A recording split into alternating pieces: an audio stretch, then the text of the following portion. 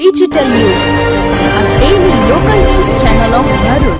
દહેજમાંથી ઝડપાયેલા લાંચિયા કસ્ટમ ઇન્સ્પેક્ટરના સહકર્મીની સંડોવણીની તપાસ થશે.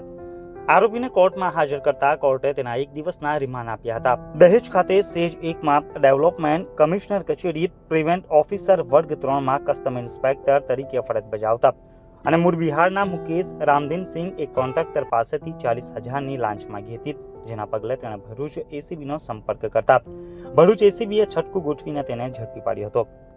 જે બાદ ઘટનામાં વડોદરા સિટી એસીબીના પીઆઈ અંકુર પ્રજાપતિને તપાસ સોંપવામાં આવી છે.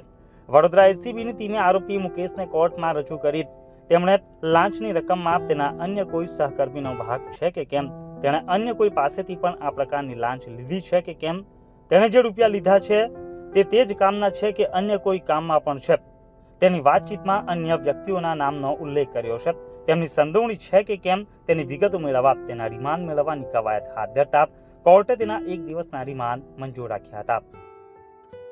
જો તમે આ વિડિયો ફેસબુક પર જોઈ રહ્યા છો તો લાઈક અને ફોલો કરો અને YouTube પર જોઈ રહ્યા છો તો અમારી ચેનલને સબસ્ક્રાઇબ કરો. ડિજિટલ યુગ, હર હંમેશ જનતાની સાથે.